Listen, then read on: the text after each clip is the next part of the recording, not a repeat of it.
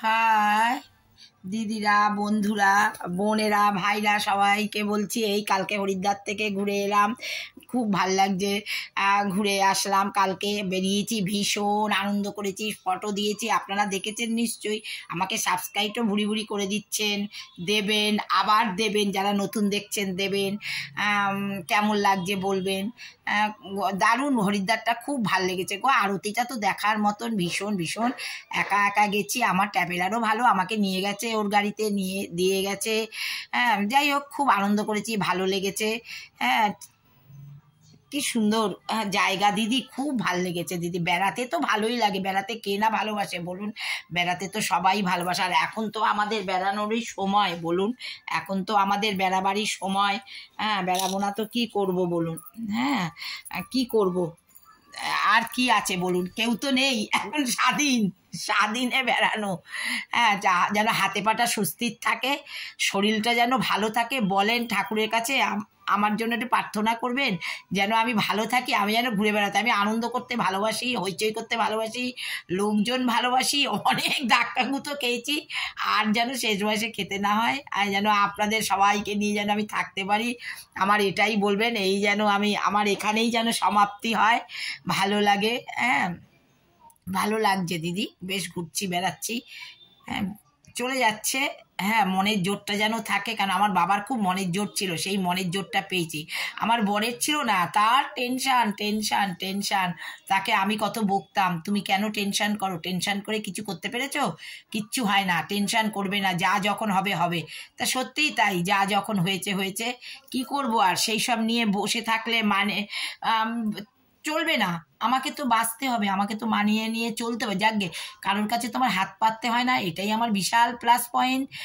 ছেলেকেও দুর্ধর্ষ করে দিয়েছি, দারুণ। অনেক জীবনে অনেক স্ট্রাগল করেছি, অনেক কষ্ট করেছি। একটা মিডিওকার ছেলে বিদেশে যাওয়া মানে তো বুঝতেই পারছেন, সে এখন লন্ডনে এই ক্যান্সার ভ্যাকসিনের কোম্পানি খুলেছে।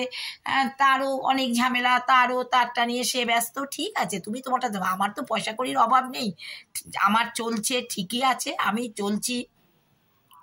আমাকে একটা মেয়েকে তৈরি করেছিলাম, সেই মেয়েই পেটের মেয়ে হয়ে গেছে, সেই আমায় দেখাশোনা করে, খুব ভালো দিদি, তার গল্প আর কি বলবো। ঠিকই আছে, ও আমায় সবসময় খোঁজ খবর নেওয়া, দেখা। আমাকে বৃদ্ধাশ্রমে দিতে দেয়নি, বলেছে না তুমি যাবে না। আমি দিদাকে দেখেছি, কাকুকে দেখেছি, তোমাকে দেখবো। ওর বর দেওর কেউ আমায় বৃদ্ধাশ্রমে দিয়ে দিল না। তবে হ্যাঁ, বাড়িতে থেকে ভাবছি ভালোই আছি, খারাপ কিচ্ছু নেই, সুন্দর আছে। আর একা একা অভ্যাস হয়ে গেছে, আপনাদের সঙ্গে গল্প করি, কি সুন্দর আপনাদের সঙ্গে গল্প করি, কথা বলি। হ্যাঁ, ঘরে তালা দিয়ে। আর আমার আমার আমি কারোকে পাত্তা দিই না দিদি, আমি নিজের মতো নিজে আছি, ঠিকই ঘুরছি ফিরছি, বেড়াচ্ছি, খাচ্ছি। আমার তো কারো কাছে হাত পাততে না, কেউ তো আমাকে দেবে সেই আশায় ঠাকুর না করুক। আমরা কোনোদিন পরাধীনতা পছন্দ করতাম না, আমার বাবাও লোকের কাছে চাওয়া খাওয়া পছন্দ, আর আমিও তাই, আমারও দরকার নেই। আমি আমি এই আছি দিদি, যথেষ্ট ভালো আছি। আমি বরঞ্চ এই যে হরিদ্বারে গেছি, কত কেনাকাটা করেছি, সব গরিবদের দিয়েছি। ওখানে রান্না, আমাদের যে খাওয়াতো, তা একটা বউ ছিল, সে বউটা গরিব মানুষ, তাকে একটা সুন্দর চাদর কিনেছি, কি খুশি। কালকে আমার বাড়ি একটা ছেলে আসে, সেও খুব গরিব, গরিব। আর মা সৎ মা, বউটা চলে গেছে, ওকেও একটা কালকে সোয়েটার দিয়েছি, কি খুশি সে আমার সোয়েটার নিয়ে। বলে মাসিমা আপনি ধরুন, আমি ভিডিও করবো বলে সে ভিডিও করে নিল, সবাইকে দেখালো।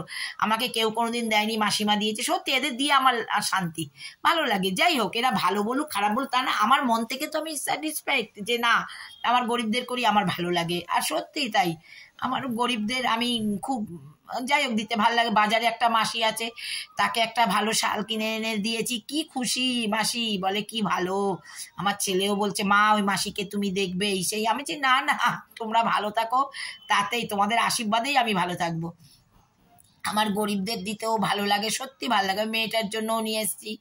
হ্যাঁ, আমার ওদের, আমি নিজের কিচ্ছু কিনিনি জানেন তো, একটা 50 টাকা দিয়ে মালা কিনেছি, আর কিচ্ছু না। আর কিশমিশ কিনলাম, খাবার জিনিস কিনলাম।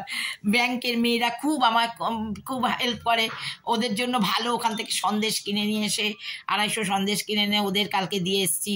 হ্যাঁ, আমার লোককে দাওয়া থাওয়া করতে সত্যি ভালো লাগে। তবে হ্যাঁ, আর তেলও মাথায় দিতে ভালো লাগে না, আতেলও মাথায় দেবো। আমার দরকার নেই দিদি আতেলো মাথায় দেবো, আমি সোজা সরল বলে অনেক ঠকেছি, যার জন্য আর না রাস্তায় যাব না, আমি একা ঘরে দরজা বন্ধ করে থাকবো, ঘুরবো ফিরবো বেড়াবো খাবো, আমি কারোকে তোয়াক্কা করি না, আমি ঠিক আছে, আমার দিক থেকে আমি যে যা খুশি বলে বলুক করুক, আমি কোনো ফিরেই তাকাই না, আর তাকাবোও না। সেই দিন চলে গেছে দিদি, সেই দিন চলে গেছে, অনেক স্ট্রাগল করে অনেক কিছু করে এসেছি। আমার হাজবেন্ডও মানুষের মতন মানুষ পেয়েছিলাম, 44 বছর তাকে নিয়ে ঘর করেছি, 1 সেকেন্ডও কোনোদিন কথা বন্ধ করিনি। ছেলেকেও সেই রকমভাবে তৈরি করেছি, নাহলে একটা মিডিওকার ছেলে বলুন, আমি লন্ডনে গিয়ে একটা কোম্পানি খুলতে পারে বলুন, একটা মিডিওকার ছেলে, তার পেছনে যে কী যুদ্ধ করেছি মানে বলে ভাষা নেই।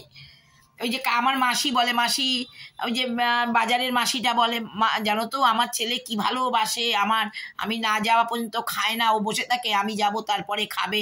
সত্যি গরিব গর্বাদের ছেলে মেয়েদের কথা শুনতে কি ভালো লাগে। হ্যাঁ, বলে জানো মাসি আমার ছেলে নাতি বুড়িটাকে কিছু খেতে দিলে না জানেন তো নিয়ে যায়, নিয়ে না আমি সেদিন বলেছি মাসি তুমি কিন্তু খাবে, তুমি আমায় গা ছুঁয়ে বলো, তখন হাসছে, মাসি আমার নাতি আমায় খুব করে মাসি, তাকে না দিয়ে আমি খেতে পারি না। সত্যি কি ভালো লাগে শুনে। বলে ছেলে বসে থাকে, গেলেও মা আসবে তারপরে খাবে। বলুন তো, সত্যি আমাদের সভ্য সমাজে ওরাই ভালো, আমাদের মানুষদের পাওয়া যায় না, আমাদের ছেলে মেয়ের সময় নেই নেই হ্যাঁ তা না, অনেক অজুহাত। কিন্তু গরিবদের মধ্যে না সত্যি চাষির বলুন তো, চাষির ছেলে মেয়ে তাদের মাদেরকে যেতে দেয় না বৃদ্ধাশ্রমে। যত দেখবেন বড় বড় ডাক্তার ইঞ্জিনিয়ার সায়েন্টিস্ট বড় বড় ঘরের ছেলে মেয়েরা দেখুন মায়েরা বৃদ্ধাশ্রমে, বুঝেছেন। যাই হোক, আমি আপনাদের আশীর্বাদে ঠিক আছি, ভালো থাকুন। ভাল লাগলো, অনেকক্ষণ কথা বললাম, খুব সুন্দর ঘুরেছি বেরিয়েছি, আমারও খুব ভাল লেগেছে। আবার চলে যাব, আবার এই তো শীতের দিন পড়লে এখন সবসময়ই বেরোবো। আপনারা ভালো থাকবেন, টাটা। আজকের মতন আবার কালকে কথা হবে। হ্যাঁ।